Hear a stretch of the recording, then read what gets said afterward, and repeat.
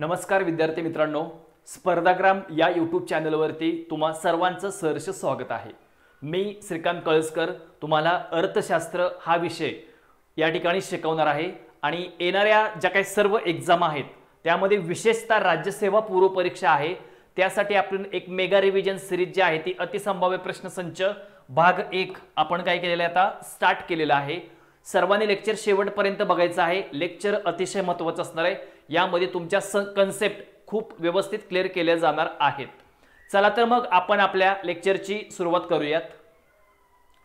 हरित राष्ट्रीय उत्पन्न म्हणजेच याला आपण काय म्हणतो ग्रॉस नॅशनल इन्कम असं त्याला संबोधलं जातं। कोणते घटक यामध्ये संबंधित म्हणजे या संबंधात असतात? पहिला दिलेला आहे अ विधान राष्ट्रीय उत्पन्न, ब विधान आहे नैसर्गिक संसाधनामध्ये घट आणि क विधान आहे पर्यावरणीय ऱ्हास। लवकरात लवकर मला सर्वांनी या प्रश्नाचा आन्सर सांगायचा आहे।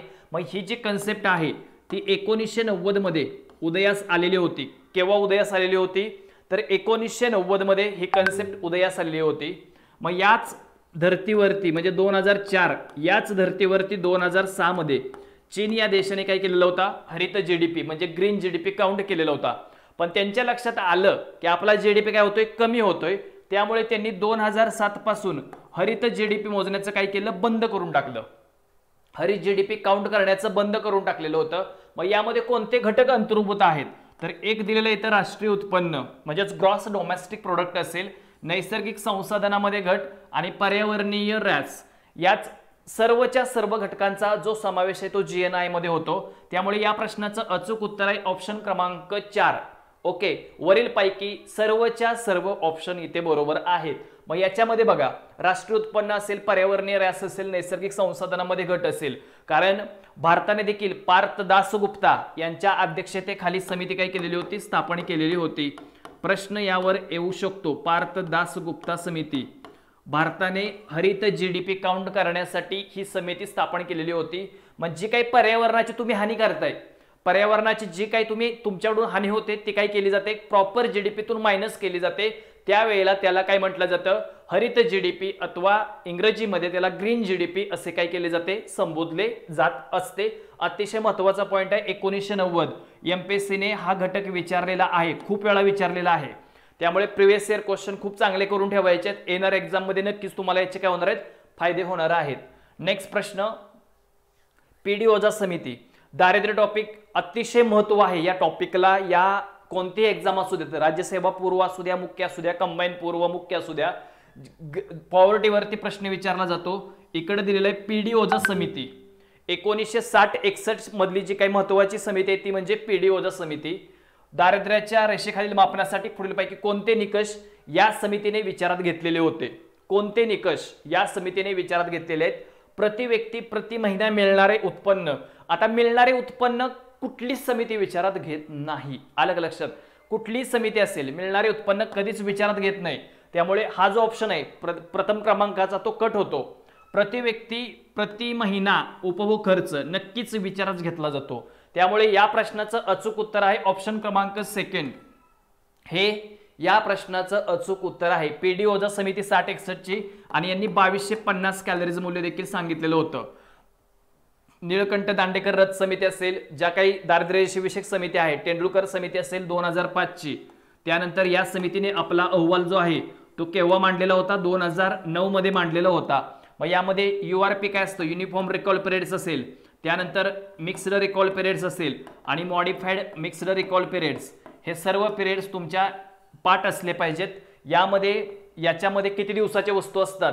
365 दिवस असेल, 365 बरोबर 7 दिवस किंवा 30 दिवस, या सर्व बाबींचा विचार या घटकामध्ये काय केला असतो? केलेला असतो। नॅशनल सॅम्पल सर्व्हे ऑफिस यांच्या मार्फत ज्या काही फेऱ्या होतात त्याच्यामध्ये हे बेस काउंट केले जात असतात। यूआरपीचा वापर लकडावाला समितीने केलेला होता। एमआरपीचा वापर तेंडुलकर समितीने आणि एमएमआरपीचा वापर रंगराजन समितीने केलेला होता। पीडी ओझा समिती अतिशय महत्त्वाची आहे। दारिद्र्य रेषेविषयक ज्या काही समित्या असतात त्या व्यवस्थित करून ठेवायच्या। आयोग असाही प्रश्न विचारते की खालीलपैकी कोणकोणत्या समित्या यांनी दारिद्र्य रेषेविषयक अभ्यास केले? त्याचं बऱ्यापैकी 99% आन्सर हे काय असतं? वरीलपैकी सर्व। पण आपल्याला कम से कम त्या व्यक्तींची नावे ज्या अभ्यास गटाने पॉवर्टीचा अभ्यास केलाय भारतामधल्या त्या सर्व घटकांचा अभ्यास तुमच्या व्यवस्थित क्लिअर असला पाहिजे. ओके, या ठिकाणी आपण सेकंड क्वेश्चन बघितलाय. सेकंड क्वेश्चनचा आन्सर आहे सेकंड नंबरच. प्रति व्यक्ती, प्रति महिना आणि उपभोग खर्च याच्यामध्ये विचारात घेतला जातो. आता ग्रामीण भागासाठी 2400 कॅलरीज मूल्य विचारात घेतलं जातं, तर शहरी भागासाठी 2100 कॅलरीज मूल्य इथे विचारात घेतलेलं असतं. पुढील प्रश्न आहे बहुआयामी. आता मल्टी डायमेन्शनल पॉवर्टी इंडेक्स, तुम्ही हा जो इंडेक्स आहे तो खूप वेळा काय केला असेल, या ठिकाणी ऐकलेलं देखील असेल की कुटुंब बहुआयामी दारिद्र्य होण्याची शक्यता अशा वेळेला जास्त असते ज्यावेळेला वंचितता निर्देशांक कशा टाईपमध्ये असतो याच्यामध्ये. आता 33 पॉईंट पेक्षा जास्त तर इथं कमी असणार आहे, पण इकडे बघायचे तुम्हाला की 20% पेक्षा जास्त पण 33.33 पेक्षा कमी. म्हणजे या प्रश्नाच्या बाकीच्या ऑप्शनचा विचार केला, ब क नाही, तर या प्रश्नाचं अचूक उत्तर आहे ऑप्शन क्रमांक 3 अविधान. आता इंडेक्स, कारण राज्यसेवेच्या पूर्व परीक्षेला इंडेक्सवरती आयोगाकडून प्रश्न विचारले जातात. ओके, आयोगाकडून मल्टी डायमेन्शनल पॉवर्टी इंडेक्स, यालाच MPI असं म्हटलं जातं. आणि हे 3 बेसवरती काउंट केले जातात. एक म्हणजे आरोग्य, त्यानंतर आहे शिक्षण आणि राहणीमान. हे 3 बेस विचारात घेऊन MPI काय केला जात असतो, काउंट केला जातो. MPIचं आधीचं नाव होतं HPI, ह्युमन पॉवर्टी इंडेक्स. कधी होता, 1997. आणि MPI जो काढला जातो तो केव्हापासून काढला जातो, 2010 पासून आपल्या देशामध्ये काउंट केला जात असतो MPI, multi dimensional poverty index. आता जे काही बाकीचे पण इंडेक्स आहेत ते खूप क्लिअर असले पाहिजे तुमचे. त्याच्यामध्ये HDI अतिशय महत्त्वाचा, ह्युमन डेव्हलपमेंट इंडेक्स असेल, त्यानंतर GI असेल, जेंडर इनइक्वालिटी इंडेक्स असेल, हे सर्वच्या सर्व इंडेक्स तुम्हाला व्यवस्थित करून ठेवावे लागतात. या प्रश्नाचं अचूक उत्तर आहे ऑप्शन क्रमांक 3. ओके, नेक्स्ट क्वेश्चन आहे दारिद्र्यविषयक समिती विचारले गेले पर्याय तुम्हाला याच्यामध्ये व्यवस्थित बघायचे आहेत. कोणती समिती आहे ती. ओके, त्या समित्यांचे अहवालामध्ये कोणकोणत्या बाबी स्पष्ट केल्या होत्या, दारिद्र्याची टक्केवारी जे काय होती किती सांगितलेली होती, सर्वाधिक दारिद्र्य कोणत्या राज्यामध्ये आहे हे सांगितलेलं आहे. या सर्व घडामोडी खूप व्यवस्थित तुम्हाला कराव्या लागतील. सन 2009 मध्ये दारिद्र्याचे मोजमाप करण्याच्या पद्धतीचा आढावा घेण्यासाठीची जे काही तज्ज्ञ गट होता तो कोणता आहे, तेंडुलकर समिती असेल, डॉक्टर विजय केळकर समिती असेल, त्यानंतर अशोक सेन गुप्ता आणि D सुब्बाराव. आता बऱ्यापैकी जर याच्यामध्ये विचार केला तर दारिद्र्य शब्दामध्ये या घटकांचा उल्लेख होत नाही बऱ्यापैकी. तर या प्रश्नाचं अचूक उत्तर आहे ऑप्शन क्रमांक 1 तेंडुलकर समिती. आणि तेंडुलकर समितीचा विचार केला तर या समितीची स्थापना जी आहे ती 2005 मध्ये झालेली आहे. आणि या समितीने आपला अहवाल 2009 मध्ये मांडला होता. रिसेंटली एक एक्झाम झाली आणि त्या एक्झाम मध्ये देखील प्रश्न विचारला. 816 रुपये ग्रामीण भागासाठी आणि 1000 रुपये शहरी भागासाठी एवढा त्यांनी खर्च सांगितलेला आहे प्रति महिना. एवढा खर्च जर त्या व्यक्ती करू शकल्या नाही, अनुक्रमे ग्रामीण भागातील व्यक्ती आणि शहरी भागातील व्यक्ती जर एवढा खर्च करू शकल्या नाहीत तर या व्यक्ती काय असणार आहेत, बिलो पॉवर्टी लाईन असणार आहेत, असं या तेंडुलकर कार्यगटाने सांगितलेलं होतं. तेंडुलकर कार्यगटाचा विचार केला तर यांनी 2011-12 मध्ये टोटल दारिद्र्य जे आहे ते 21.9% एवढं सांगितले. हे आकडे पाठच करावे लागतात कधी कधी, ज्या काही तुमच्या मुख्य परीक्षा असतील वगैरे याच्यामध्ये हे आकडे जे असतात ते पाठांतर असावे लागतात. यामध्ये 21.9% टोटल दारिद्र्य या समितीने सांगितलेलं होतं. ग्रामीण भागाचा विचार केला तर ग्रामीण भागामध्ये या समितीने 25.7 दारिद्र्य टक्के आणि 13.7 शहरी भागामध्ये सर्वाधिक दारिद्र्य बिहार या राज्यामध्ये आहे. हे तेंडुलकर समितीने सांगितलेला महत्त्वाचा पॉइंट आहे. कोणत्या राज्यामध्ये सर्वाधिक दारिद्र्य आहे, बिहार या राज्यामध्ये सर्वाधिक दारिद्र्य असल्याचं तेंडुलकर कार्यगटाने सांगितलेलं होतं. तेंडुलकर कार्यगट अतिशय महत्त्वाचा आहे कारण यांनी MRPचा वापर केलेला आहे, मिक्स्ड रिकॉल पिरियड्स. आणि दारिद्र्य रेषेच्या टोपलीमध्ये अन्न, आरोग्य वगैरे या घटकांचा काय होता, समावेश करण्यात आलेला होता. नेक्स्ट क्वेश्चन, महात्मा गांधी ग्रामीण रोजगार हमी कायदा यामध्ये कुठे पुढचे जे विधाने होतात ते याच्यातून बसतायत. तुम्हाला 4 ऑप्शन दिलेले आहेत. यामध्ये महात्मा गांधी, आता कायदा जो आहे तो आपल्या देशामध्ये 2005 मध्ये कायदा झालेला आहे या संदर्भात. आणि महात्मा गांधीजी म्हणजेच नरेगा आधी नाव होतं राष्ट्रीय ग्रामीण रोजगार हमी योजना 2007ची. आणि 2009 मध्ये महात्मा गांधीजींच्या जयंतीनिमित्त त्या योजनेचं नाव जे आहे ते महात्मा गांधीजी राष्ट्रीय ग्रामीण रोजगार हमी योजना असं करण्यात आलेलं आहे। किती दिवसाचा रोजगार असेल, किती किलोमीटरच्या आत असेल, त्या किलोमीटरला क्रॉस असेल तर अतिरिक्त भत्ता किती रुपये दिला जातो, ह्या सर्व बाबी तुमच्या खूप क्लिअर असाव्या लागतात। ओके, 2005 ला कायदा झालाय, हा कंबाईनला प्रश्न आयोगाने विचारलेला होता। आता महात्मा गांधीजी रोजगार हमी कायदा हा जो आहे, प्रत्येक आर्थिक वर्षात ग्रामीण भागातील अकुशल प्रौढ व्यक्तींना किमान काय करणे, 100 दिवसाचा रोजगार उपलब्ध करून देण्याची हमी। त्यानंतर दुसरा ऑप्शन आहे ग्रामीण भागातील प्रत्येक प्रौढ व्यक्तींना। त्यानंतर तिसरा ऑप्शन आहे शहरी भागातील अकुशल कामगारांना। या प्रश्नाचा विचार केला तर ऑप्शन क्रमांक 1 हे या क्वेश्चनचं काय आहे, अचूक उत्तर आहे। पर्याय क्रमांक 1, प्रत्येक आर्थिक वर्षामध्ये ग्रामीण भागातील अकुशल प्रौढ व्यक्तींना किमान 100 दिवसाचा रोजगार उपलब्ध करून देणे। किती? किमान 100 दिवसाचा रोजगार उपलब्ध करून देण्यासंदर्भाची ही महत्त्वाची योजना आहे। कायदा जो झालेला होता याचा तो 2005 मध्ये कायदा झालेला आहे आणि योजना चालू झालेली आहे 2006 मध्ये। कधी चालू झाली? 2006। हे साल व्यवस्थित लक्षात ठेवायचंय। आणि राष्ट्रपिता महात्मा गांधीजी असं या योजनेला नाव जे आहे ते 2009 मध्ये देण्यात आलेलं होतं। मग सर्वाधिक दर कोणत्या राज्यामध्ये आहे, सर्वात कमी दर कोणत्या राज्यामध्ये आहे? 5 किलोमीटरच्या आत रोजगार उपलब्ध करून देणे 100 दिवसासाठी। यामध्ये स्त्रियांना जे आरक्षण असतं ते 33% वगैरे ह्या बाबी खूप क्लिअर असल्या पाहिजेत या योजनेच्या बाबतीमध्ये। योजना खूप क्लिअर करायच्या तुम्हाला। बाकीच्या ज्या अदर योजना आहेत त्या देखील तुमच्या क्लिअर असाव्या लागतात याच्यामध्ये। यामध्ये कोणकोणत्या? ग्राम स्वरोजगार योजना असेल, शहरी रोजगार योजना असेल, त्यानंतर जवाहर ग्राम समृद्ध योजना वगैरे, ह्या ज्या योजना आहेत ना त्या खूप व्यवस्थित तुम्हाला करायच्या आहेत, कारण या योजनावरती आयोग वारंवार प्रश्न विचारत असते। नेक्स्ट काही महत्त्वाच्या गोष्टी सांगतो। आपली जी ऑनलाईन बॅचेस आहेत त्या विविध प्रकारच्या बॅचेस आपल्या चालू आहेत त्याच्यामध्ये, आणि या तुम्ही लाईफ टाइम मध्ये कधीही ज्या वेळेला तुम्ही स्पर्धाग्राम ऍप्लिकेशन डाउनलोड कराल त्यामध्ये तुम्हाला या सर्व बॅचेस दिसून येतील। मी स्वतः माझे बॅचेस लॉन्च केलेले आहेत। तुम्हाला इकडे फोन नंबर दिलेला आहे, या फोन नंबरवरती तुम्ही म्हणजे इथे कॉन्टॅक्ट करून प्रत्येक गोष्टीची इन्फॉर्मेशन तुम्ही मिळवू शकता। त्यासाठी सर्व विद्यार्थ्यांनी सर्वप्रथम स्पर्धाग्राम हे ऍप्लिकेशन डाउनलोड करायचं आहे। यूट्यूब चॅनल असेल त्या लेक्चरला लाईक, चॅनलला सबस्क्राईब देखील करायचं आहे सर्वांनी। याचबरोबर याच्यामध्ये तुम्हाला राज्यसेवा पूर्व मुख्य परीक्षेचे बॅचेस संयुक्त पूर्व गट ब असेल किंवा क असेल, आता एकत्रच एक्झाम आहे। त्यानंतर इथे वनसेवा, कृषी सेवा म्हणजे तांत्रिक सेवा पूर्व परीक्षेमध्येच ऍड करण्यात आलेल्या गोष्टी, डिपार्टमेंटल PSI आणि वन डे रिव्हिजन बॅच ही ऑलरेडी आपल्या या बॅचेस लॉन्च झालेल्या आहेत। ओके, ही जी बॅच आहे ती। यानंतर आपल्या पुढे सर्व बॅचेस येणार आहेत। ओके, तुम्ही ज्या काही महत्त्वाच्या ज्या बाबी आहेत तुम्हाला एकदम महाराष्ट्रामध्ये टॉप एज्युकेटर जे आहेत ते तुम्हाला याच्यामध्ये शिकवणार आहेत। याच्यामध्ये माझ्या स्वतःकडे जो आहे तो अर्थशास्त्राविषयी या ओव्हरऑल सर्व बॅचेस तुम्हाला या कोर्समध्ये, या ऍप्लिकेशनमध्ये, स्पर्धाग्राम या ऍप्लिकेशनमध्ये मी तुम्हाला ह्या ओव्हरऑल सर्व बॅचेस घेणार आहे। सर्वांनी या बॅचेस जॉईन करायचे। तुम्हाला पूर्णपणे याच्यामधून जेवढी काही मदत करता येईल तेवढी, त्याच्यापेक्षा जास्त तुम्हाला या विविध प्रकारच्या बॅचेस मधून तुम्हाला काय केला जाणार आहे, सपोर्ट केला जाणार आहे। आणि खूप चांगल्या प्रकारे नाममात्र शुल्कमध्ये या सर्व बॅचेस तुम्हाला स्पर्धाग्राम या ऍप्लिकेशनवरती उपलब्ध होणार आहेत। वन डे रिव्हिजन बॅच जे आता राज्यसेवेसाठी असेल किंवा त्याच्यानंतर ग्रुप BC साठी मुख्य परीक्षेसाठी असेल, या बॅचेस देखील आपण चालू केलेल्या आहेत। त्यामुळे सर्वांनी लवकरात लवकर ह्या बॅचेस काय करायच्या आहेत, या ठिकाणी जॉईन करायच्या आहेत। चला तर मग आपण नेक्स्ट क्वेश्चन बघूयात।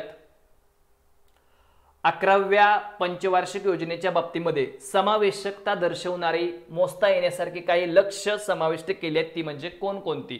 आता राज्यसेवा पूर्व परीक्षेचा अभ्यास करताना पंचवार्षिक योजना, त्यांचे कार्यकाल, त्याचे ऑब्जेक्टिव्ह, त्याचं प्रतिमान, हे सर्व घटक तुमचे क्लिअर असावे लागतात। पायाभूत सुविधा ऑप्शन ब आहे पर्यावरण, 3 आहे उत्पन्न व गरिबी, आणि चौथा क्रमांक आहे शिक्षण आणि आरोग्य। आता 11व्या योजनेचा विचार केला याच्यामध्ये, कारण योजनांचे कार्यकाल हे साधारण तुम्हाला माहिती आहे की पंचवार्षिक म्हणजे 5 वर्षाचा कार्यकाल असतो। पहिली योजना 1951 ते 56, या योजनेवरती भर कशावर देण्यात आलेला होता? शेती क्षेत्र असेल, एकूण खर्चाच्या 31% खर्च जो आहे तो शेती क्षेत्रामध्ये पहिल्या पंचवार्षिक योजनेमध्ये करण्यात आला होता। आणि या योजनेचं जे काही प्रतिमान होतं ते हेरॉड डोमर हे प्रतिमान होतं। आपल्याला इकडे विचारलेली आहे 11वी पंचवार्षिक योजना। 11व्या पंचवार्षिक योजनेचा यामध्ये तुम्हाला पायाभूत सुविधा असतील, त्यानंतर पर्यावरण याच्यामध्ये होतं, उत्पन्न आणि गरिबी, आणि शिक्षण आणि आरोग्य या सर्वच घटकांचा याच्यामध्ये समाविष्ट होता। त्यामुळे या प्रश्नाचं अचूक उत्तर आहे ऑप्शन क्रमांक सेकंड अ, ब, क आणि ड। 11व्या योजनेचा कार्यकाल असेल किंवा जलद व सर्वसमावेशक वृद्धी हे या 11व्या पंचवार्षिक योजनेची थीम होती आणि याचा कार्यकाल जो आहे तो 2007 ते 2012 असा या योजनेचा कार्यकाल आहे 11व्या पंचवार्षिक योजनेचा। 12व्या पंचवार्षिक योजनेमध्ये 2012 ते 2017 हा 12व्या पंचवार्षिक योजनेचा कार्यकाल आहे। Faster sustainable and inclusive growth हे 12व्या पंचवार्षिक योजनेची थीम आहे। Faster sustainable and inclusive growth हे क्लिअर करायचे तुम्हाला योजनांच्या बाबतीमध्ये 51 ते 56, 56 ते 61 दुसरी पंचवार्षिक योजना, 61 ते 66 तिसरी पंचवार्षिक योजना असेल। त्यानंतर 66 ते 69 योजनेला सुट्टी होती, 69 ते 74, 74 ते 78 आणि 78 ते 80 रोलिंग प्लॅन होता, सरकती योजना होती। याच्यामध्ये 1975 मध्ये इमर्जन्सी म्हणजेच इंदिरा गांधी सरकार यांनी आणीबाणी जाहीर केली आणि त्याच्या आधीच एक वर्ष काय झालं की सरकार कोलॅप्स झालं, योजना बंद करण्यात आली एक वर्ष आधीच। आणि लकडावाला यांनी जो काही प्लॅन तयार केला त्याला रोलिंग प्लॅन असे काय केले जाते, संबोधले जाते। यानंतर राज्य सरकारची सल्लामसलत करून प्रत्येक राज्यासाठी उद्दिष्ट ठरवून देणे हे कुठल्या पंचवार्षिक योजनेचे प्रमुख वैशिष्ट्य आहे। अतिशय महत्त्वपूर्ण प्रश्न आहे, या प्रश्नाचं आन्सर लवकरात लवकर सर्वांनी प्रश्नांचं आन्सर सांगायचं आहे। ओके, मग 10वी पंचवार्षिक योजना असेल, 11वी योजना असेल, 12वी असेल, 8वी असेल। आता योजनांचे कार्यकाल क्लिअर असले पाहिजेत। 11व्या योजनेचा कार्यकाल मगाशीच मी सांगितले 2007 ते 2012 हा 11व्या योजनेचा कार्यकाल आहे। 12व्या योजनेचा कार्यकाल 2012 ते 2017 हा याचा कार्यकाल आहे। या प्रश्नाचं अचूक उत्तर आहे ऑप्शन क्रमांक 2 8वी पंचवार्षिक योजना। प्रत्येक राज्यासाठी विवेक्षित उद्दिष्ट ठरवून देणे हे 8व्या पंचवार्षिक योजनेचं काय आहे, प्रमुख ऑब्जेक्टिव्ह आहे। मग यामध्ये 10वी पंचवार्षिक योजना असेल, 12वी असेल, सर्वसमावेशक वृद्धी असेल म्हणजे समाजातील जे काही आर्थिक दुर्बल घटक असतात त्यांना विकासाच्या प्रक्रियेमध्ये सहभाग करून घेणे याला समावेशकता असे संबोधले जाते। आणि सामाजिक सेवा याच्यावरच 11व्या आणि 12व्या पंचवार्षिक योजनेमध्ये सर्वाधिक भर देण्यात आला होता। पण मध्येच 1 जानेवारी 2015 मध्ये नीती आयोगाची स्थापना झालेली होती। National Institution for Transform India NITI आयोगाची स्थापना करण्यात आली 1 जानेवारी कधी 2015 मध्ये। आणि सस्टेनेबल डेव्हलपमेंट गोल्स ज्याच्यावर राज्यसेवेला प्रश्न विचारला जातो, टोटल गोल्स आहे 17। या बेसिसवरती 2030 पर्यंत डेव्हलपमेंट अजेंडा काय करण्यात आला होता, घोषित करण्यात आलेला होता। यामध्ये पुढील प्रश्न आहे की सार्वजनिक उपक्रमांच्या आकांक्षणाच्या खालीलपैकी कोणता एक प्रकार नाही। सरकारी विभागाचे असेल, त्यानंतर सरकारी वैधानिक महामंडळाचे असेल, सरकारी संस्थांचे असेल आणि सरकारी प्रमंडळाचे असेल। ओके, आता याच्यामध्ये सार्वजनिक उपक्रम वगैरे ह्या गोष्टी क्लिअर असल्या पाहिजे तुमच्या। या प्रश्नाचं अचूक उत्तर आहे सरकारी संस्थांचे आकांक्षण। ओके, ऑप्शन क्रमांक 3 हे या प्रश्नाचं अचूक उत्तर आहे, सरकारी संस्थांचे आकांक्षण। यानंतर पुढील प्रश्न बघायचे आपल्याला, सन 1991 मध्ये विकासाचे LPG प्रतिमान डॅश या त्यावेळेच्या अर्थमंत्र्यांनी अंमलात आणले होते। 1991 साल अर्थव्यवस्थेमध्ये अतिशय महत्त्वाचं मानलं जातं। 1991 हे वर्ष, या वर्षामध्ये खूप साऱ्या घडामोडी आपल्या भारतीय अर्थव्यवस्थेमध्ये झालेल्या होत्या। यामध्ये एक म्हणजे बँकिंग सेक्टर संदर्भात असेल, त्यानंतर टॅक्स रिफॉर्म्स असतील आपल्या देशामध्ये, त्यानंतर फायनान्स वित्तीय क्षेत्रामध्ये असतील, बरेच चेंजेस याच्यामध्ये तुम्हाला झालेले दिसून येतील। LPG प्रतिमान यालाच आपण खाजगीकरण, त्यानंतर जागतिकीकरण आणि उदारीकरण असे त्याला आपण काय करतो, संबोधत असतो। खाजगीकरण म्हणजे जे काही सरकारच्या उद्योग मालकीचे असतात त्याची जी काही मालकी आहे ती काय करणे, प्रायव्हेट सेक्टरकडे कन्व्हर्ट करणे, त्याला काय म्हटलं जातं, खाजगीकरण असं म्हटलं जातं। जागतिकीकरण म्हणजे काय, आपली अर्थव्यवस्था प्रत्येक अर्थव्यवस्थेला कनेक्ट करणे परदेशातील, म्हणजे याच्यामध्ये एक्सपोर्ट इम्पोर्ट मुक्त असलं पाहिजे। याच्यामध्ये स्पर्धा म्हणजे ह्या ज्या बाबी आहेत ह्या जागतिकीकरणामध्ये तुम्हाला दिसून येतील। आणि उदारीकरण म्हणजे विविध प्रकारच्या उद्योगांना भारतीय प्रक्षेत्रामध्ये व्यवसाय वगैरे करण्याची परमिशन देणे, त्यांच्यावर कोणत्याही प्रकारचे बंधने न लादणे, ओके, त्याला उदारीकरण असं म्हटलं जातं आणि उदारीकरणामुळे आपल्या देशामध्ये लोकांना रोजगार उपलब्ध होत असतो. रोजगार उपलब्ध होत असतो. या प्रश्नाचं अचूक उत्तर आहे अर्थमंत्री होते डॉक्टर मनमोहन सिंग आणि नरसिंहराव त्यावेळेला काय होते, पंतप्रधान हे आपल्या देशाचे होते. हा प्रश्न अतिशय महत्त्वाचा आहे, एक्झाम मध्ये हा प्रश्न विचारला गेलेला होता. डॉक्टर मनमोहन सिंग हे यावेळेला अर्थमंत्री होते. 1991 मध्ये बँकिंग सेक्टर संदर्भात नरसिंह समिती इथे स्थापन करण्यात आलेली होती. कोणती समिती? नरसिंह समिती 1 आणि 2. नंतर 1997 ला नरसिंह समिती 2 देखील आहे. त्यानंतर टॅक्स संदर्भात राजाचे लय समिती क्लिअर असली पाहिजे तुमची. राजाचे लय समिती. कर संदर्भात कर सुधारणा समिती म्हणून कोणती समिती ओळखली जाते? तर राजाचे लय समिती कर सुधारणा समिती म्हणून ओळखली जाते. या प्रश्नाचं अचूक उत्तर आहे ऑप्शन क्रमांक 3. नेक्स्ट क्वेश्चन, 1991 च्या आर्थिक अरिष्टांचे कोणते लक्षण होते?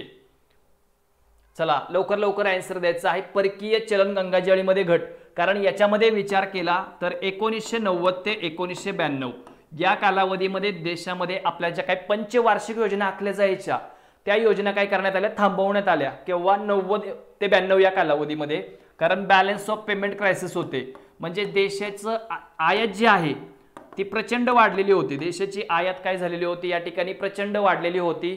परकीय चलन साठा कमी झालेला होता आपल्या देशातला. कारण देशाची आयात वाढली की परकीय चलन साठ्यामध्ये घट होते आणि निर्यात वाढली की परकीय चलन साठ्यामध्ये काय होते? वाढ होत असते परकीय चलन साठ्यामध्ये.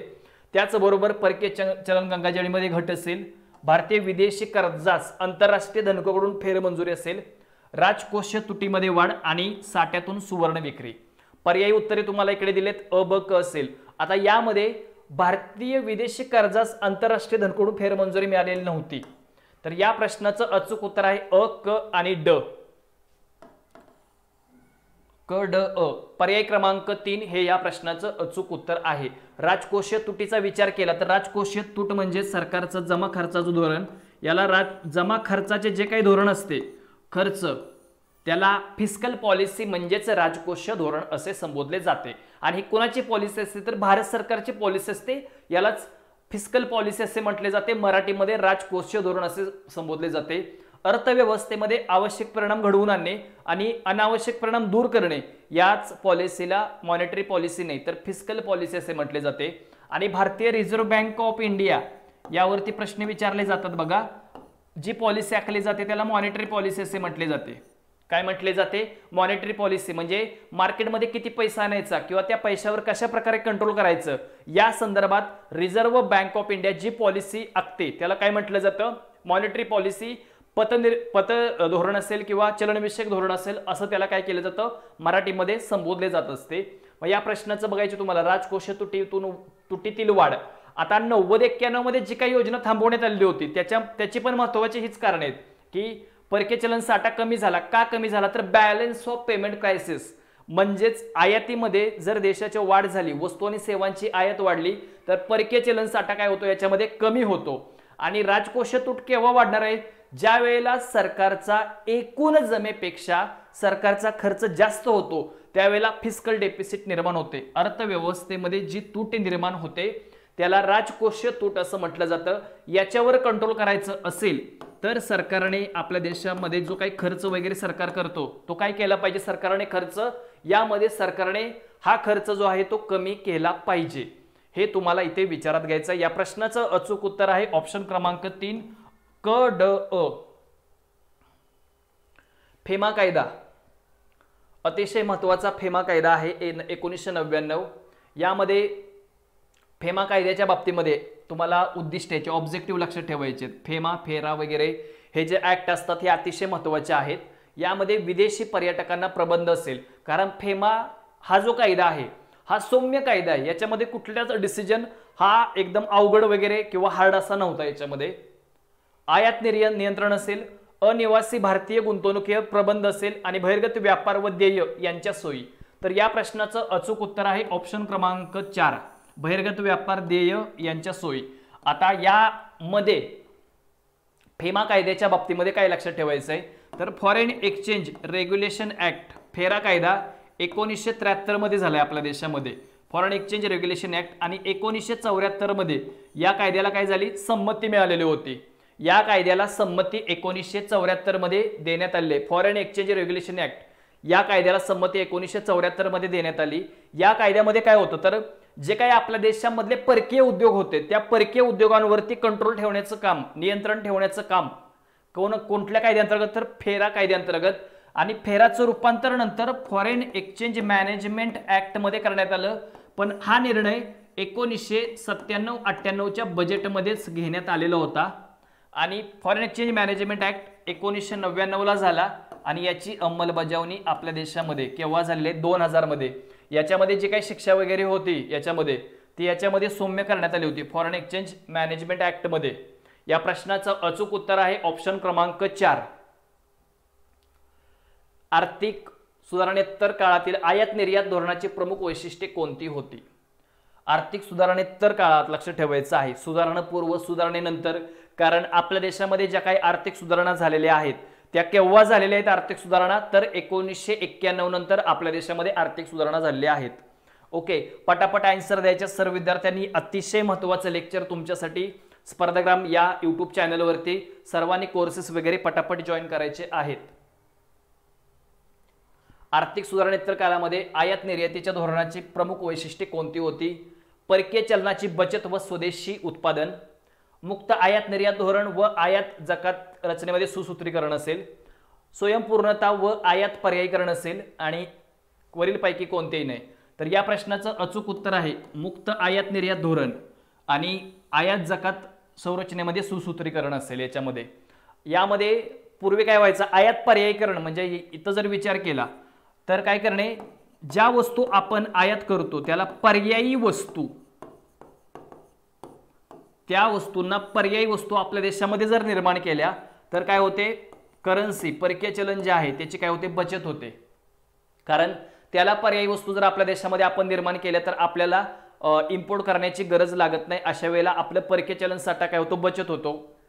या प्रश्नाचं अचूक उत्तर आहे मुक्त आयात निर्यात धोरण असेल. मुक्त आयात निर्यात धोरण म्हणजेच यामध्ये तुम्ही जागतिकीकरण पण म्हणू शकता. याला जागतिकीकरणाच्या बाबतीमध्ये हे त्याच्या डेफिनेशन मध्ये येऊ शकतं, आयात जकात रचनेमध्ये सुसूत्रीकरण. या प्रश्नाचं अचूक उत्तर आहे ऑप्शन क्रमांक 2. पुढे, भारतामध्ये व्यापारशेष सतत प्रतिकूल असण्याची कारण. आता प्रतिकूल म्हणजे अनफेवरेबल, अनुकूल नाही, प्रतिकूल. व्यापारशेष म्हणजे काय, तर आयातीपेक्षा निर्यातीचं प्रमाण जास्त आहे पण त्याच्यावर या ठिकाणी परिणाम झालाय, पण जो काही परिणाम झालाय तो अनुकूल नाही तर प्रतिकूल झालाय. याचा अर्थ प्रतिकूल असण्याचं कारण म्हणजे आयातीमधली वाढ. पर्याय क्रमांक 2 हे या प्रश्नाचं उत्तर आहे. भारतामध्ये व्यापारशेष हा 2 वर्ष होता, 1972-73 आणि 1976-77 अशा 2 वर्षी भारताचा व्यापारशेष अनुकूल होता. इकडे जो होता 104 कोटीने आणि इकडे जो होता तो 68 कोटी रुपयाने काय होता, शेष तुम्हाला दिसून येईल. यामध्ये व्यापार तूट म्हणजे काय, तर आयातीचे प्रमाण, आयात जास्त असते कशापेक्षा, निर्यातीपेक्षा. त्याला अनुकूल नाही तर प्रतिकूल परिणाम असं म्हटलं जातं ज्यावेळेला आयात वाढते त्यावेळेला. मग आपल्या देशामध्ये रुपयाचं डिव्हॅल्युएशन 1949, 1966 आणि 1991 असं एकूण 3 वेळा रुपयाचं अवमूल्यन झालेलं होतं. रुपयाचं अवमूल्यन जर केलं तर याच्यावरती इफेक्ट काय होऊ शकतो, तर व्यापारशेष अनुकूल होऊ शकतो. व्यापारशेष काय होऊ शकतो, याच्यामध्ये व्यापारशेष अनुकूल होऊ शकतो. या प्रश्नाचं अचूक उत्तर आहे ऑप्शन क्रमांक 2 व्यापारशेष. आणि व्यापार तूट म्हणजे काय, तर निर्यात कमी असते आणि आयात जास्त असते. व्यापारशेष म्हणजे आयात जास्त असते आणि निर्यातीचं प्रमाण याच्यामध्ये कमी असतं. रुपयाचं डिव्हॅल्युएशन बघा, त्याच बाबतीमध्ये हा प्रश्न आहे, एकदम नॉर्मल प्रश्न विचारलाय. यासाठी तुमच्या संकल्पना ह्या खूप क्लिअर असाव्या लागतात. आलं का लक्षात, संकल्पना व्यवस्थित असल्या पाहिजेत. रुपयाचं अवमूल्यन, अवमूल्यन म्हणजेच याला इंग्रजीमध्ये डिव्हॅल्युएशन असे संबोधले जाते. आपल्या देशामध्ये अवमूल्यन हे केव्हा केव्हा केलेले बघा, 1949 मध्ये, त्यानंतर 1966 मध्ये आणि तिसरं टाइम आहे 1991 मध्ये. असं एकूण 3 वेळा आपल्या देशामध्ये रुपयाचं अवमूल्यन करण्यात आलेलं होतं. पहिलं अवमूल्यन हे 30.5%, दुसरं 36.5% आणि 3 टप्प्यामध्ये 22.2% हे रुपयाचं अवमूल्यन करण्यात आलं होतं. किती टक्क्यांनी? 22.2% रुपयाचं अवमूल्यन याच्यामध्ये करण्यात आलं होतं.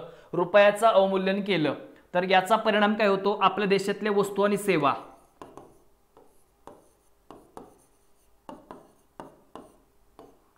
व सेवा यांच्या किमती कमी होतात. वस्तू आणि सेवांच्या किमती कमी होतात. ज्यावेळेला आपल्या देशामध्ये रुपयाचं अवमूल्यन केलं जातं त्यावेळेला त्या वस्तू आणि सेवांच्या किमती आपल्या देशामध्ये कमी होत असतात आणि कमी केल्यामुळे आपल्या देशामध्ये निर्यातीचं प्रमाण काय होतं? वाढतं आणि परकीय चलन साठा देखील याच्यामुळे वाढत असतो. त्यामुळे या प्रश्नाचं अचूक उत्तर आहे निर्यातीमध्ये वाढ होते. ऑप्शन क्रमांक सेकंड. पटापट सर्वांनी आन्सर द्यायचे आहेत. हे अतिशय महत्त्वाच्या बाबी आपण बघतोय की याच्यामुळे काय होत असते? निर्यातीमध्ये वाढ होत असते. पर्याय क्रमांक 2 हे या प्रश्नाचं अचूक उत्तर आहे. 1949 मध्ये रुपयाचं सर्वप्रथम डिव्हॅल्युएशन, 66 मध्ये 91 मध्ये. 1991चं अवमूल्यन हे 3 टप्प्यामध्ये करण्यात आलं होतं. 1 जुलै, 3 जुलै आणि 15 जुलै असं एकूण 3 टप्प्यामध्ये हे डिव्हॅल्युएशन करण्यात आलेलं आहे. अवमूल्यनाच्या बाबतीमध्ये एक विरोधार्थी शब्द आहे, त्याला ऊर्ध्व मूल्यन असं देखील म्हटलं जातं. ऊर्ध्व मूल्यन म्हणजे मुद्दामून सरकार काय करते? वस्तू आणि सेवांच्या किमती वाढवते आणि इथं मुद्दामून सरकार वस्तू आणि सेवांच्या किमती कमी करते, त्याला अवमूल्यन असं म्हटलं जातं. अवमूल्यनामुळे आपल्या वस्तू आणि सेवांच्या किमती कमी होतात. जर वस्तू आणि सेवांच्या किमती कमी झाल्या, तुम्हाला हे माहिती आहे की वस्तू आणि सेवांच्या किमती जर कमी झाल्या की लगेच जातो आपण त्या वस्तू आणि सेवा मार्केटमध्ये जाऊन लगेच खरेदी करतो.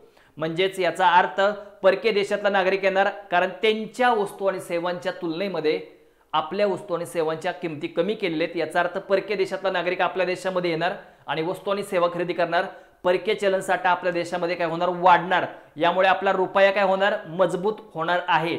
जेवढा परकीय चलन साठा आपल्या देशामध्ये वाढतो तेवढा आपला रुपया काय होत असतो? याच्यामध्ये मजबूत होत असतो. अवमूल्यन केव्हा केव्हा झालं? अर्थमंत्री ते जॉन मताई, सचिन चौधरी आणि डॉक्टर मनमोहन सिंग हे आत्ताच आपण बघितलेलं LPGच्या प्रतिमाना बाबतीमध्ये खाजगीकरण, जागतिकीकरण आणि उदारीकरण या बाबतीमध्ये हे पॉइंट आत्ताच आपण क्लिअर केलेले होते.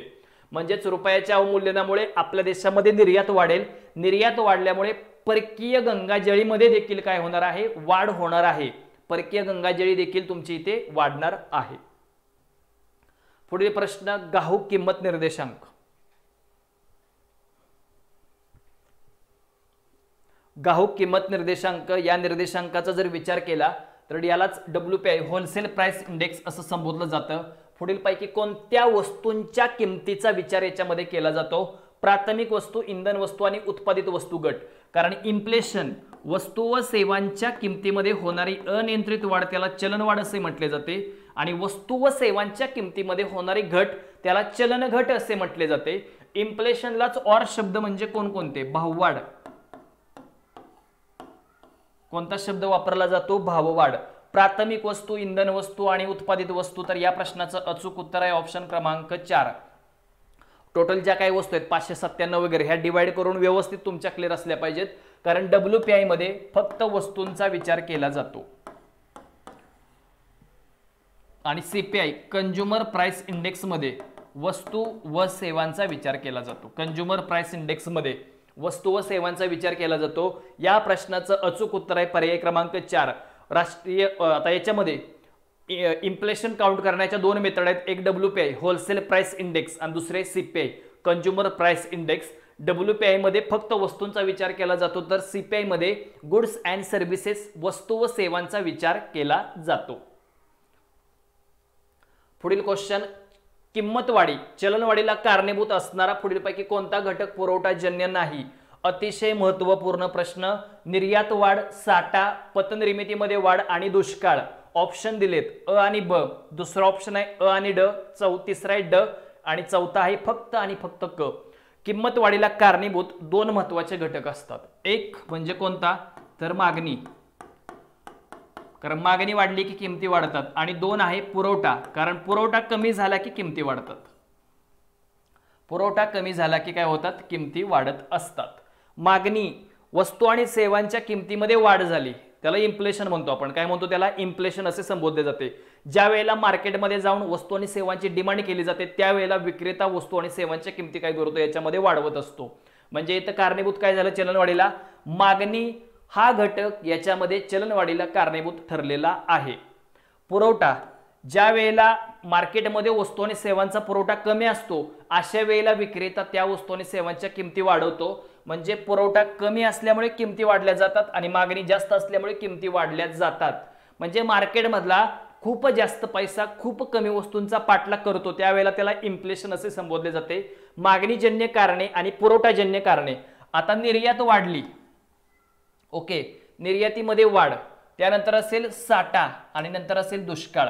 ही कारणे जी आहेत ना, साठा करून ठेवणे, एखाद्या वस्तू किंवा सेवाचा जर साठा करून ठेवला तर मार्केटमध्ये काय होतं याचा अर्थ, तर मार्केटमध्ये एक सगळ्यात महत्त्वाची गोष्ट होते, ती गोष्ट म्हणजे कोणती, तर त्याचा पुरवठा कमी होतो. ज्या वस्तूचा व्यापाऱ्याने साठा करून ठेवलेला आहे त्याचा पुरवठा आपल्या मार्केटमध्ये कमी होतो आणि पुरवठा कमी झाल्यामुळे कालांतराने त्याच्या किमती काय होतात, त्याच्यामध्ये वाढतात. म्हणजे पुरवठाजन्य कारण आहे.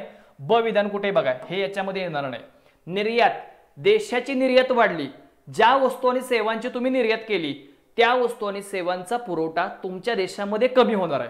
काय होणार आहे, ज्या वस्तू आणि सेवांचा पुरवठा तुम्ही म्हणजे निर्यात केले त्या वस्तू आणि सेवांचा पुरवठा जर तुमच्या देशामध्ये कमी झाला तर कालांतराने त्याच्या किमती वाढतात. म्हणजे निर्यातीमध्ये वाढ हे जे आहे हे देखील पुरवठाजन्य कारण आहे. अ ऑप्शन इथे ऑलरेडी गेलेला आहे हा. आणि दुष्काळ पडला की अन्नधान्याचा पुरवठा मार्केटमधला कमी होतो, कारण त्याच्या उत्पादनावरती जर इफेक्ट झाला तर ते पण कोणतं कारण आहे या ठिकाणी, पुरवठाजन्य. म्हणजे ड बघा इकडे. तर या प्रश्नाचं अचूक उत्तर आहे ऑप्शन क्रमांक 4, पुरवठाजन्य नाही तर पतनिर्मितीमध्ये वाढ. पतनिर्मितीमध्ये वाढ म्हणजे काय, क्रेडिट क्रिएशन कसं वाढतं, ज्या वेळेला आपण बँकामध्ये ठेवी ठेवतो, बँका त्या ठेवीतून लोकांना कर्ज देत असते, त्याला पतनिर्मिती असे म्हटले जाते. काय म्हटले जाते त्याला, आपण बँकामध्ये पैसे ठेवतो आणि त्या पैशातून व्यक्तींना, गरजू व्यक्तींना बँका कर्ज देते, त्याला पतनिर्मिती असं म्हटलं जातं. त्याच्यावर जर कंट्रोल नाही राहिलं आरबीआयचं तर बाजारामध्ये भाववाढ होऊ शकते बरं का. काय होऊ शकते, भाववाढ म्हणजे चलनवाढ, इन्फ्लेशन होऊ शकतं. काय होतं याच्यामध्ये, भाववाढीची परिस्थिती याच्यामध्ये निर्माण होणार आहे. हे तुम्हाला इकडे लक्षात ठेवायचे व्यवस्थित एकदम. आता पतनिर्मितीत वाढ याला कारणीभूत आहे म्हणजे कोण, रिझर्व्ह बँक ऑफ इंडिया. जर रिझर्व्ह बँक ऑफ इंडियाने स्वस्त पैशाचे धोरण राबवले, जर आपल्याकडचा पैसा स्वस्त केला, रिझर्व्ह बँक ऑफ इंडियाने जर आपल्याकडचा पैसा जर स्वस्त केला तर परकीय नागरिकांना काय होतं या ठिकाणी, तर म्हणजे पैसा जर स्वस्त केला तर कमर्शियल बँका काय करतात, त्या ठिकाणी जास्तीचं कर्ज घेतात, त्यांच्याकडे पैसा वाढतून त्यांच्याकडून पतनिर्मिती वाढते, लोकांकडे पैसा जास्त आला म्हणजे लोकांची डिमांड वाढली आणि लोकांची डिमांड वाढणे म्हणजे वस्तू आणि सेवांच्या किमतीमध्ये काय होणे, वाढ होणे. त्यामुळे या प्रश्नाचं अचूक उत्तर आहे ऑप्शन क्रमांक 4 क, पतनिर्मितीमध्ये वाढ. हे जे कारण आहे हे मागणीजन्य कारण आहे, पुरवठाजन्य कारण नाही. हे कसं मागणीजन्य आहे, कारण तुम्ही जर बँकेकडून कर्ज घेतलं तर तुमची मागणी वाढेल. तुम्ही जर बँकेकडून कर्ज घेतले तर तुमची मागणी वाढेल आणि मागणी वाढल्यामुळे वस्तू आणि सेवांच्या किमतीमध्ये काय होणार आहे, वाढ होणार आहे. याच्यामुळे पतनिर्मितीमधली वाढ हे जे कारण आहे हे मागणीजन्य कारण आहे चलनवाढीचं, पुरवठाजन्य कारण नाही. पुरवठाजन्य म्हणजे पुरवठा कमी झाल्यामुळे किमती वाढतात आणि मागणीजन्य म्हणजे मागणी वाढल्यामुळे किमती वाढतात, त्याला भाववाढ असं संबोधलं जातं. शून्य आधारित झिरो बेस्ड बजेट हे तुम्हाला व्यवस्थित माहित असलं पाहिजे. शून्य आधारित अर्थसंकल्प लेक्चर तुमच्यासाठी अतिशय महत्त्वपूर्ण, एकदम सोप्या साध्या भाषेमध्ये तुमच्या कन्सेप्ट संकल्पना ज्या आहेत त्या इथे क्लिअर होत आहेत. भारतामध्ये सर्वप्रथम खालीलपैकी कोणत्या राज्यातर्फे शून्य आधारित अर्थसंकल्प मांडण्यात आलेलं होतं, तर या प्रश्नाचं अचूक उत्तर पर्याय क्रमांक 1 महाराष्ट्र या राज्यामध्ये सर्वप्रथम जे आहे शून्य आधारित, यालाच आपण काय म्हणतो इंग्लिशमध्ये zero based budget. Zero based budget zero मांडलं जातं. आता मागील वर्षी समजा त्या एखाद्या योजनेवरती 10 रुपये खर्च केले, उदाहरणार्थ मी सांगतोय 10 रुपये खर्च केले आणि नव्याने त्या योजनेवरती 20 रुपये खर्च करायचे आहेत, तर मागील विचार न करता नव्याने 20 रुपये खर्च करणे. मागच्या वर्षी किती खर्च केला, कारण अर्थसंकल्प मांडताना स्कोप ऑफ बजेट मागील वर्ष, चालू वर्ष आणि पुढील वर्ष या 3 वर्षांचा विचार केला जातो अर्थसंकल्प मांडताना. पण इथे एक लक्षात ठेवायचं, मागील वर्षाचा विचार न करता नव्याने त्याबाबत जो विचार केला जातो त्याला काय म्हटलं जातं, झिरो बेस्ड बजेट असे म्हटले जाते. म्हणजे नव्याने खर्च केला जातो त्याच्यावरती, त्यालाच शून्य आधारित अर्थसंकल्प असे संबोधले जाते. म्हणजे सर्वप्रथम मांडले कोणी, तर महाराष्ट्र या राज्यामध्ये याचे जे जनक आहेत ते पीटर ए पियर हे शून्य आधारित अर्थसंकल्पाचे जनक आहेत. अर्थसंकल्पाचे एकूण 3 प्रकार पडतात. एक बॅलन्स्ड बजेट, दुसरा आहे डेफिसिट बजेट आणि तिसरं जे आहे बॅलन्स्ड बजेट, डेफिसिट बजेट आणि तिसरं आहे लक्षात ठेवायचं सरप्लस बजेट. असे एकूण अर्थसंकल्पाचे किती प्रकार पडतात? तर 3 प्रकार पडतात. या 3 प्रकारावरती बॅलन्स्ड बजेट म्हणजे काय? एकूण जमा आणि खर्च जो आहे तो सेम आहे. डेफिसिट बजेट एकूण जमेपेक्षा खर्चाचं प्रमाण जास्त असतं आणि सरप्लस बजेटमध्ये एकूण जमेपेक्षा खर्चाचे प्रमाण कमी असते. सरप्लस बजेटमध्ये तुम्ही भाववाढीवरती नियंत्रण ठेवू शकता आणि ज्याच्यामुळे भाववाढ होते ते बजेट कोणतं? तर डेफिसिट बजेट. सार्वजनिक लेखा समिती त्यांचा अहवाल खालील सभेला सादर केला जातो. खालीलपैकी कोणाला सादर केला जातो? संसदेला, राष्ट्रपतींना, पंतप्रधानांना आणि वित्त मंत्र्यांना.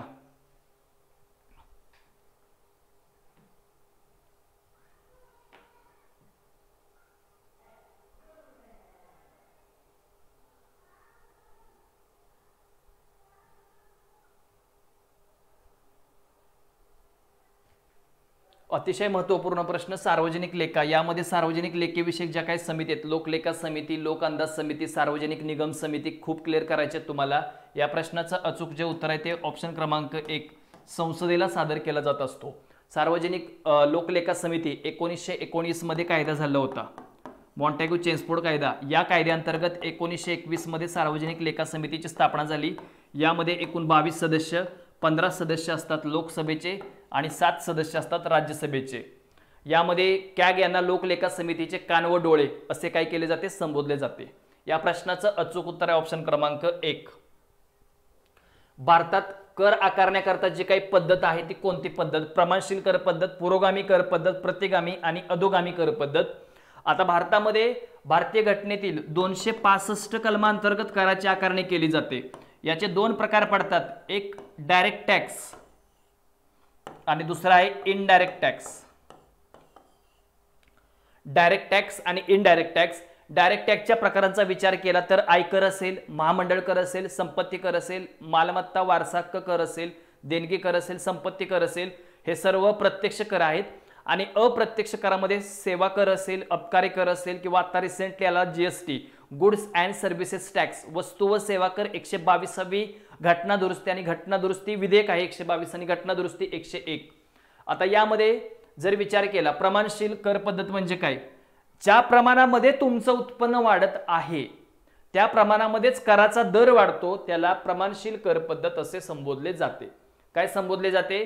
ज्या प्रमाणामध्ये तुमचं उत्पन्न वाढतं त्याच प्रमाणामध्ये कराचा दर वाढतो त्याला प्रमाणशील कर पद्धत असे संबोधले जाते. काय संबोधले जाते? प्रमाणशील कर पद्धत त्याला संबोधले जाते. पुरोगामी कर पद्धत म्हणजे प्रोग्रेसिव्ह, ज्या प्रमाणामध्ये तुमचं उत्पन्न वाढतं त्याच्यापेक्षा कराचा दर हा जास्तीच असतो. उदाहरणार्थ इन्कम टॅक्स आणि उदाहरणार्थ इकडे आहे कॉर्पोरेशन टॅक्स. इथे कॉर्पोरेशन टॅक्स मॅच होतो आणि इकडे इन्कम टॅक्स मॅच होतो इथं पुरोगामी कर पद्धतीमध्ये. आणि या प्रश्नाचं अचूक उत्तर आहे ऑप्शन क्रमांक 2 पुरोगामी कर पद्धत. पर्याय क्रमांक 2 यालाच आपण काय म्हणतो? पुरोगामी कर पद्धत असे त्याला संबोधले जाते. पुरोगामी कर पद्धत म्हणजे काय? तर ज्या प्रमाणामध्ये तुमचं उत्पन्न वाढतं त्याच्यापेक्षा कराचा दर हा जास्तीच असतो. उदाहरणार्थ इन्कम टॅक्स, त्याला पुरोगामी कर पद्धत असे संबोधले जाते. आता इकडे एक शब्द दिलाय बघा प्रतिगामी. ज्या प्रमाणामध्ये तुमचं उत्पन्न वाढतं त्याच्यापेक्षा कराचा दर कमी असतो. ज्या प्रमाणामध्ये तुमचं उत्पन्न वाढतं त्याच प्रमाणामध्ये कराचा दर कमी कमी होत जातो आणि ज्या प्रमाणामध्ये तुमचं उत्पन्न कमी कमी होत जातं त्याच प्रमाणामध्ये कराचा दर वाढत वाढत जातो त्याला प्रतिगामी कर पद्धत असे म्हटले जाते. भारतामध्ये जी आहे ती पुरोगामी कर पद्धत आहे. प्रश्न वारंवार आयोगाकडून हा विचारला गेलेला आहे. अतिसंभाव्य प्रश्न सिरीज मध्ये आपण हा महत्त्वपूर्ण प्रश्न क्लिअर केलाय, लक्षात ठेवायचे तुम्हाला याच्यामध्ये. नेक्स्ट क्वेश्चन, जागतिक व्यापार संघटना म्हणजेच याला आपण काय म्हणतो? WTO, world trade organisation. World trade organisation याची स्थापना 1 जानेवारी 1995 मध्ये झाली होती. आता याच्या आधी जे देशामध्ये होतं ते 1947 ला, ते म्हणजे गॅट जगामध्ये जे होतं ते general agreement tariff and trade. पण याचं कार्य हे जे आहे हे 1947 ला चालू झालेलं नाही बरं का. 1947 ला याचं कार्य चालू झालेलं नाही तर 1948 मध्ये यांचं कार्य चालू झालेलं होतं. आणि काय झालं, हे 12 डिसेंबर 1995 ला गेलेलं आहे. पण त्याच्या आधीच जवळजवळ 1 वर्ष आधी काय झालं, WTO जागतिक व्यापार संघटनेची स्थापना झाली आणि जागतिक व्यापार संघटनेचे 164 देश सदस्य आहेत. Afghanistan, Geneva, Switzerland. पर्याय क्रमांक 2. नॉर्मल वन लाइनर प्रश्न असतो, पण या वन लाइनर प्रश्नामध्ये पण चुकण्याची दाट शक्यता असते. म्हणजे तुम्हाला परफेक्ट आन्सर माहित असलं पाहिजे. या प्रश्नाचं अचूक उत्तर आहे जिनिव्हा. ओके, आता बाकीच्या ज्या काही संघटना आहेत, WTO असेल, सार्क असेल, ओपेक असेल, ॲपेक असेल, त्याच्यानंतर बिमस्टेक असेल, ह्या संघटना खूप व्यवस्थित असल्या पाहिजे. NDB ब्रिक्स बँक असेल, याच्यामध्ये कोण कोण सदस्य आता रिसेंटली झालेले आहेत. ब्रिक्स असेल, याच्यामध्ये Brazil, Russia, India, South Africa, China, BRICS देश, ही जी यादी आहे ती खूप क्लिअर असली पाहिजे. 2009 मध्ये या संघटनेची स्थापना झाली होती. ब्रिक्सची 5 देश आहेत त्याच्यामध्ये. ओके, G20 असेल, G7 असेल. G7 जगामधल्या टॉपच्या 7 अर्थव्यवस्था G7 मध्ये आहेत. G20 असेल. ओके, हे जे आहे तुम्हाला आंतरराष्ट्रीय जे स्तरावरच्या ज्या काही संघटना आहेत त्या खूप तुमच्या क्लिअर असल्या पाहिजेत. भारतामध्ये एकूण उत्पन्नामध्ये शेती उत्पन्नाचं प्रमाण जे आहे, अलीकडे जर तुम्ही बघितलं शेती उत्पन्नाचं जे काही प्रमाण आहे ते वाढत आहे, कमी आहे. मला लवकरात लवकर सर्वांनी चॅट बॉक्स मध्ये सांगायचं आहे. चला लवकर लवकर आन्सर द्यायचंय. खूप महत्वपूर्ण प्रश्न. एकूण उत्पादनामध्ये शेती उत्पन्नाचं प्रमाण वाढत आहे, इकडे दिलंय, घटत आहे. पर्याय क्रमांक 2. भारताच्या एकूण उत्पन्नामध्ये याचं प्रमाण घटत आहे. आता GDP मध्ये ग्रॉस डोमेस्टिक प्रोडक्ट, देशाच्या सीमांतर्गत भागामध्ये सर्व उत्पादन संस्थांनी उत्पादित केलेल्या वस्तू व सेवा यांचे पैशातील अंतिम मूल्य म्हणजे ग्रॉस डोमेस्टिक प्रोडक्ट. यामध्ये सेवा क्षेत्र असेल काउंट होतं. त्यानंतर उद्योग क्षेत्राचा याच्यामध्ये विचार केला जातो. आणि तिसरा आहे ते म्हणजे कृषी. आणि सुरुवातीला म्हणजेच 1980-81 नंतर काय झालेलं आहे तर सेवा क्षेत्राचा वाटा, सेवा क्षेत्राचा जो काही वाटा आहे तो कशामध्ये वाढत चाललाय तर एकूण म्हणजे GDP मध्ये, राष्ट्रीय उत्पन्नामध्ये. त्यामुळे या प्रश्नाचं अचूक उत्तर आहे ते ऑप्शन क्रमांक 2 घटत आहे. काय होत आहे यामध्ये, घटत आहे. तुम्हाला दिसेल शेती उत्पादनामध्ये म्हणजे एकूण उत्पादनामध्ये शेतीचं प्रमाण जे आहे ते घटत असल्याचं दिसून येते. भारत सरकारच्या शेती किंमत आयोग, शेतकी किंमत आयोग, ॲग्रिकल्चर प्राइस कमिशन ची प्रमुख उद्दिष्टे कोणती आहेत. यामध्ये 1964-65 कालावधी जर विचार केला, FCI Food Corporation of India, Dantwala समिती असेल, त्यानंतर CACP असेल, 1985 त्याचं नाव चेंज झालं होतं. यामध्ये समतोल किंमत रचना आणि समन्वित किंमत रचना म्हणजेच या प्रश्नाचं अचूक उत्तर आहे वरील पैकी जे पर्याय 2 आहेत ते. म्हणजेच कोणते प्रमुख उद्दिष्ट असतं तर एक बॅलन्स लेवलला किंमत निश्चित करणे, आधारभूत किमती कंट्रोल ठेवणे, लक्षात ठेवायचं आहे. म्हणजे ज्या काही हे असतात त्या आधारभूत किमतीच्या बाबतीमध्ये ही संघटना आहे, आधारभूत किमती यांच्या मार्फत निश्चित केले जात असतात. या प्रश्नाचं अचूक उत्तर आहे ऑप्शन क्रमांक 3. 1991 ची नरसेन समिती ही कशा संदर्भात होती. मगाशीच मी खूप साऱ्या गोष्टी या संदर्भात क्लिअर केल्या होत्या. नरसेन समिती 1 ही जी आहे ही वित्तीय क्षेत्रासंदर्भात, बँकिंग वित्तीय असेल. 1997 ची बँकिंग सेक्टर संदर्भात होती. 1998 मध्ये यांनी आपला अहवाल मांडलेला होता. बँकांचं व्यवस्थापन अधिक मजबूत असावं या 2 समितीमध्ये सांगितलेलं होतं. नॅरो बँकिंग पद्धतीचा अवलंब करावा हे देखील या समितीमध्ये सांगितलेलं होतं. आणि रिझर्व्ह बँक ऑफ इंडियाने कोणत्याही बँकांचे मालक असू नये हेच नरसेन समिती 2 मध्ये सांगितलेलं होतं. आता 1 मध्ये विचार केला, CRR असेल याचं प्रमाण कमी करावं, SLR चे प्रमाण कमी करावे. 3 4 स्तरावरती बँका स्थापन कराव्यात. किती स्तरावरती, 4 स्तरावरती बँका स्थापन कराव्यात.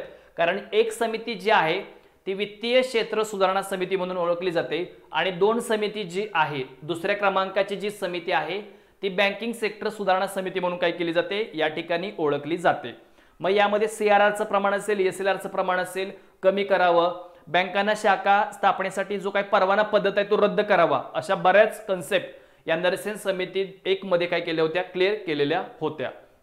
नरसेन समिती RRB ची स्थापना जी आहे 1975 ला, त्याच्यासाठी पण नरसेन समिती होती. पण त्याचा कायदा जो आहे RRB चा तो केव्हा झालेला आहे तर 1976 मध्ये RRB संदर्भात कायदा झालेला होता. Next question, the state bank of India खालीलपैकी कोणत्या वर्षी अस्तित्वात आलेली आहे. पहिल्याच पंचवार्षिक योजनेमध्ये, कारण पहिली योजना 1951 ते 56, पहिली पंचवार्षिक योजना 1935 ला म्हणाल तर रिझर्व्ह बँक ऑफ इंडियाची स्थापना 1 एप्रिल 1935.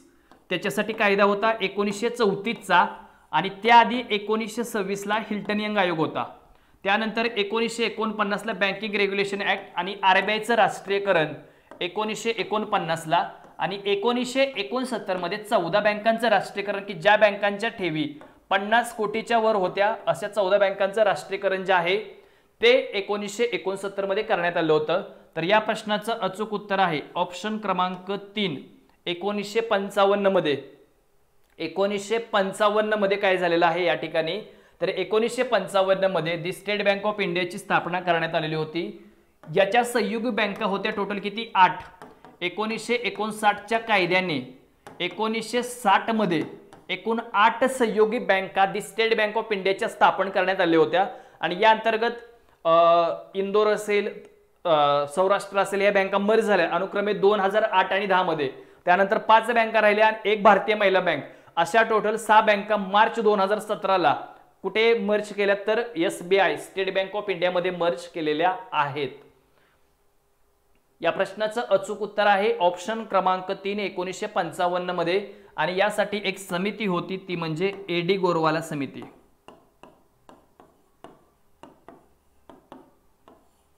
AD गोरवाला समितीच्या शिफारसीनुसार SBI ची स्थापना. रिझर्व्ह बँक संदर्भात खालील प्रवर्गाचा विचार केला जातो. कृषी क्षेत्र, लघु उद्योग असेल, बांधकाम असेल आणि शैक्षणिक कर्ज या खालीलपैकी कोणत्या क्षेत्राला म्हणजे प्राधान्य दिलं जातं कर्ज पुरवठ्याच्या बाबतीमध्ये रिझर्व्ह बँकेच्या बाबतीमध्ये. आता बांधकाम क्षेत्र याच्यामध्ये येणार नाही, बांधकाम क्षेत्र याच्यामध्ये येत नाही. याचा अर्थ पर्याय क्रमांक 4 1, 2 आणि 4 1, 2 आणि 4 कृषी क्षेत्र, त्यानंतर आहे लघु उद्योग आणि त्यानंतर एक शैक्षणिक क्षेत्र. पर्याय क्रमांक 4 1, 2 आणि 4 हे या प्रश्नाचं उत्तर आहे. रिझर्व्ह बँक यांच्यावरती म्हणजे लक्ष केंद्रित करून यांनाच काय केला जातो तर कर्जाचा पुरवठा केला जात असतो या घटकांना. आपल्या ह्या ज्या काही बॅचेस आहेत ते सर्वांनी पटापट काय करायचे जॉईन करायचे आहेत. येणाऱ्या एक्झाम मध्ये नक्कीच तुम्हाला या सर्व बॅचेसचे फायदे होणार आहेत. बॅचेस आपल्या लॉन्च झालेत. 1 डे रिव्हिजन असेल, येणाऱ्या राज्यसेवेसाठी आणि फ्युचरमध्ये ज्या काही एक्झाम आहेत त्याच्यासाठी तुम्हाला अतिशय महत्त्वपूर्ण या बॅचेस आपण स्टार्ट केलेले आहेत. राज्यसेवा पूर्वमुखी असेल कंटिन्यू चालणारी बॅच, संयुक्त गट ब आणि क मुख्य परीक्षा ज्या आता असणार आहेत त्यासाठी असेल, वनसेवा कृषी सेवा म्हणजे तांत्रिक सेवा याच्यामध्ये ऍड करण्यात आलेत. या तुमच्या जरी काही शंका असतील बॅचेस बद्दल तर इकडे तुम्हाला कॉन्टॅक्ट नंबर दिलेला आहे 9665723200 वगैरे याच्यावरती तुम्ही कॉन्टॅक्ट करा. तुम्हाला पूर्णपणे सर्व माहिती बॅचेस बद्दलची काय केली जाईल या ठिकाणी सांगितली जाणार आहे. ओके, आता काय केलंय आपण इथपर्यंत जे काही महत्त्वपूर्ण लेक्चर आहे ते आपण कव्हर केलेलं आहे. यानंतर पण अतिसंभाव्य पाठ क्रमांक 2 मध्ये आपण नंतर भेटणार आहोत.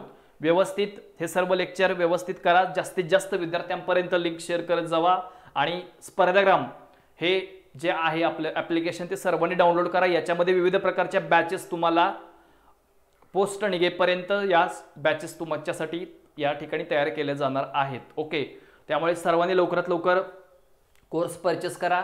नक्कीच तुम्हाला या माध्यमातून फायदे होणार आहेत. आपला अतिसंभाव्य प्लस PYQ जो पहिला पार्ट आहे तो आपला या ठिकाणी काय झालाय समाप्त झालेला आहे. चला तर मग या ठिकाणी आपण थांबूयात. धन्यवाद.